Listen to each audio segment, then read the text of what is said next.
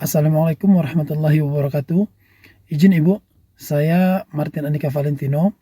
Saya merupakan salah satu peserta Latsar CPNS golongan 2 di lingkungan pemerintahan Provinsi Sumatera Barat tahun 2022. Jabatan yang saya emban adalah perawat pelaksana di unit kerja RSUD Dr. Ahmad Mukhtar Bukit Tinggi. Pada kesempatan kali ini, izinkanlah saya untuk berbagi ataupun sharing terkait pemahaman saya terhadap materi-materi yang telah Ibu paparkan atau jelaskan pada pertemuan sebelumnya, yakni nilai-nilai dasar yang harus dimiliki oleh seorang aparatur sipil negara. Adapun pemahaman tersebut saya aplikasikan atau saya hadirkan dalam bentuk cuplikan video. Selamat menyaksikan Ibu.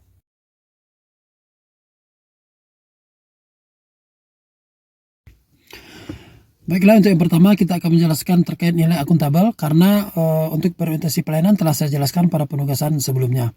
Masih banyak dari kita yang beranggapan bahwa akuntabel sama dengan responsibilitas. Namun sejujurnya dua hal ini merupakan dua hal yang berbeda. Akuntabel dapat kita maknai dengan kewajiban bertanggung jawab dari individu khususnya ASN kepada seseorang ataupun instansi pemberi kewenangan terkait tugas dan kewajiban yang dijalankannya. Responsibilitas dapat kita maknai dengan kewajiban bertanggung jawab dari individu yang berangkat dari moral individu itu sendiri tanpa adanya keterikatan kepada seseorang ataupun instansi. Adapun nilai-nilai yang dapat kita ambil dalam akuntabel ini adalah yang pertama adanya nilai kejujuran, nilai kedisiplinan, nilai bertanggung jawab, cekatan, dapat diandalkan, transparansi, integritas tinggi dan konsistensi. Adapun untuk kode etik dapat kita kelompokkan menjadi 3. Yang pertama, diharapkan setelah memahami poin ini, ASN dapat menjalankan tugasnya dengan mengedepankan nilai-nilai yang terdapat pada akuntabel tersebut seperti disiplin, kejujuran, rasa bertanggung jawab, integritas, konsistensi, dan transparansi. Yang kedua, diharapkan ASN dalam memanfaatkan kekayaan negara dapat memanfaatkan secara efektif, dapat memanfaatkan secara efisien. Yang ketiga, diharapkan ASN tidak menyalahgunakan kewenangan yang dimilikinya untuk hal-hal yang bertentangan dengan peraturan perundang-undangan, khususnya pada ASN-ASN yang menduduki jabatan-jabatan strategis dalam pemerintahan. Adapun fungsi dari akuntabel tersebut adalah yang pertama adanya fungsi demokrasi di sana, yaitu fungsi yang mengatur berjalannya sistem dalam upaya pemberian pelayanan yang prima kepada masyarakat. Yang kedua, adanya fungsi untuk menekan tingkat korupsi dan penyalahgunaan wewenang dalam ruang lingkup pemerintahan. Yang ketiga, adanya peran pembelajaran bagi ASN, yaitu peran pembelajaran efektivitas dan efisiensi. Kita harapkan setelah memahami akuntabel dan penjabarannya ini, ASN dapat menjalankan tugasnya sebaik-baiknya, menjalankan kewajibannya sebaik-baiknya sesuai dengan peraturan perundang-undangan yang telah mengatur ASN dalam ruang lingkup birokrasi pemerintahan Republik Indonesia.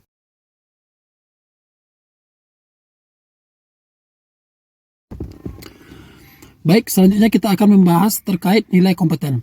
Secara umum, kompeten dapat kita maknai sebagai kewenangan ataupun kemampuan yang dimiliki oleh individu, khususnya ASN, dalam menjalankan tugas dan kewajibannya yang didasari kepada pengetahuan, keterampilan, sikap, dan standar operasional prosedur atau SOP yang dijadikan sebagai pedoman dalam menjalankan tugas dan kewajibannya sebagai aparatur sipil negara.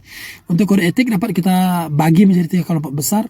Yang pertama, diharapkan ASN dapat selalu meningkatkan kemampuan atau kompetensi dirinya guna menjawab tantangan-tantangan yang selalu berubah di masyarakat sesuai dengan perubahan-perubahan zaman, baik secara nasional maupun secara global.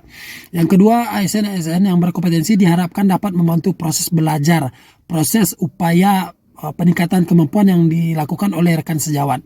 Yang ketiga, diharapkan dengan adanya ASN-ASN yang berkompeten ini, layanan yang dihadirkan pun dapat bersifat prima, kualitas layanan pun dapat meningkat dan baik, sehingga kepuasan masyarakat sebagai penerima layanan dapat kita capai.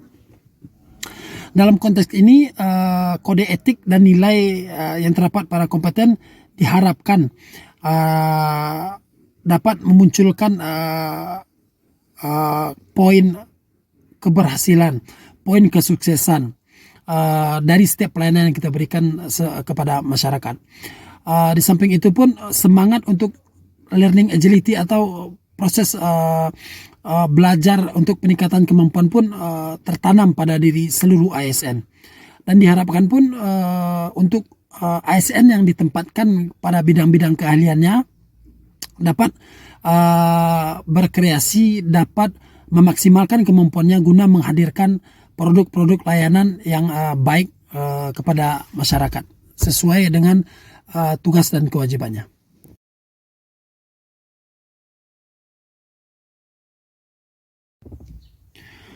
Baik, kita akan lanjut pada poin selanjutnya, yaitu harmonis. Harmonis secara umum dapat kita maknai sebagai satu bentuk upaya kerjasama dari berbagai sektor atau berbagai faktor yang diharapkan dapat menghasilkan suatu kesatuan yang luhur. Adapun kode etik yang dapat kita hadirkan dari nilai harmonis ini adalah yang pertama, adanya sikap saling menghargai walaupun memiliki latar belakang yang berbeda atau non-diskriminatif. Yang kedua, adanya sikap saling tolong-menolong. Yang ketiga, adanya upaya untuk menciptakan lingkungan kerja yang kondusif. Sehingga kita harapkan para ASN yang telah memaknai nilai harmonis ini, memaknai kode etik ini, dapat memunculkan sifat caring, sifat peduli kepada masyarakat, kepada lingkungan sekitar dalam proses menjalankan tugas dan kewajibannya sebagai aparatur sipil negara, serta menciptakan lingkungan yang selaras, harmonis, non-diskriminatif.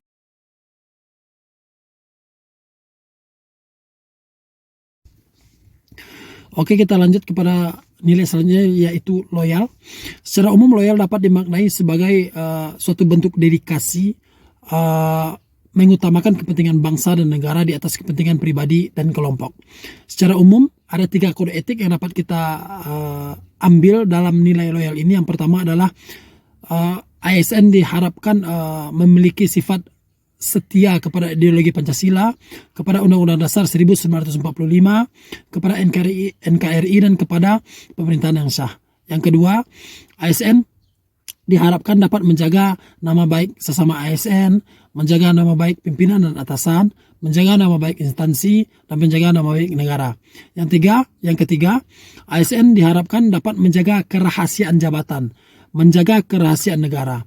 Diharapkan dengan dipedomaninya sifat loyal tersebut, ASN dapat berkontribusi dalam proses penyelenggaraan negara dengan baik, dapat memunculkan sifat nasionalismenya, dapat memberikan pengabdian terbaiknya dalam menjalankan fungsi dan kewajibannya sebagai aparatur sipil negara.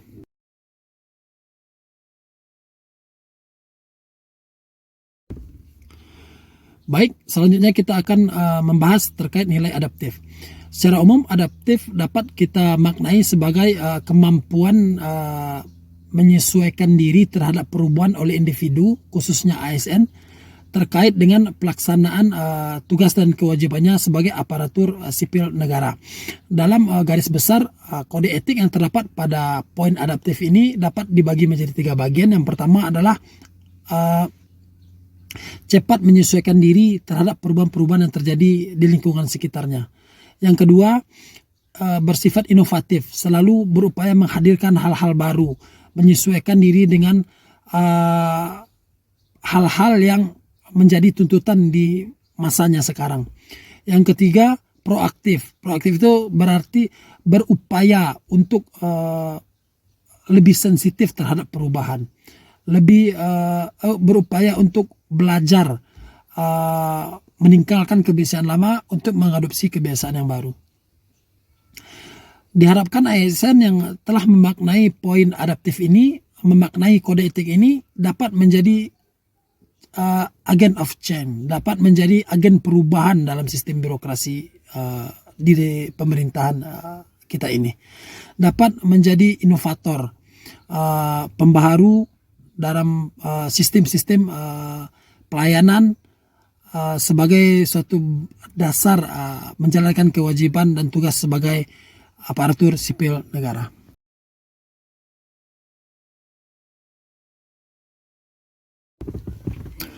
Baik, untuk yang terakhir kita masuk kepada poin kolaboratif. Secara umum kita dapat maknai sebagai suatu bentuk kerjasama yang sinergis dari berbagai sektor guna mencapai tujuan bersama, yakni pelayanan yang berkualitas dan prima kepada masyarakat. Adapun kode etik yang dapat kita tarik dari nilai kolaboratif ini adalah yang pertama, adanya nilai kontribusi bagi seluruh sektor yang memiliki tujuan yang sama guna peningkatan kualitas pelayanan kepada masyarakat. Yang kedua, adanya keterbukaan untuk menerima ide gagasan yang sifatnya konstruktif guna menghadirkan produk kualitas pelayanan terbaik bagi masyarakat. Yang ketiga, adanya pemanfaatan sumber daya yang baik atau maksimal sebagai wujud upaya menghadirkan pelayanan prima kepada masyarakat.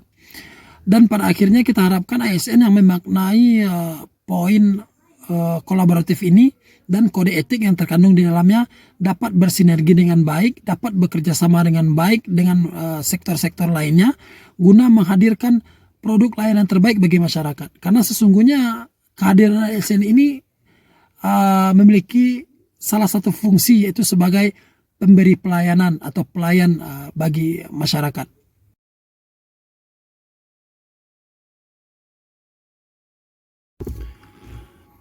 Baik, setelah kita menyaksikan cuplikan video tersebut, kita dapat menarik kesimpulan bahwasanya dalam menjalankan tugas, dalam menjalankan kewajiban, seorang ASN harus menanamkan nilai-nilai dasar sebagai aparatur sipil negara dalam pembuatan kebijakan yang berkaitan dengan pelayanan kepada masyarakat.